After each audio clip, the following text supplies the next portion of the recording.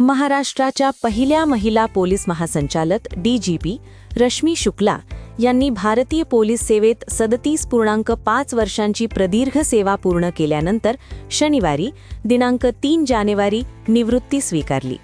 दादर येथील नायगाव पोलीस मैदानावर आयोजित समारंभात त्यांना सन्मानपूर्वक गार्ड ऑफ ऑनर देण्यात आला.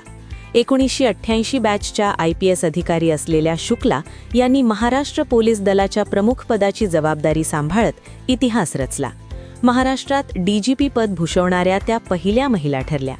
त्यांच्या मानवंदनेचा व्हिडिओ सध्या समोर आला असून पोलीस दलासह सर्व स्तरातून त्यांना सलामी दिली जात आहे. समारंभ, निरोपरथ, परेड. महाराष्ट्राचे माननीय DGP श्रीमती रश्मी शुक्ला मॅडम यांच्या निवृत्तीनिमित्त औपचारिक निरोप समारंभानंतर CP मुंबई श्री देवेन भारती यांनी पारंपरिक रथ ओढण्याचा समारंभ आयोजित केला होता, ज्याला निरोप समारंभ म्हणूनही ओळखले जाते. या समारंभात वरिष्ठ अधिकाऱ्यांनी औपचारिकपणे निरोप प्रमुखांचे वाहन ओढले.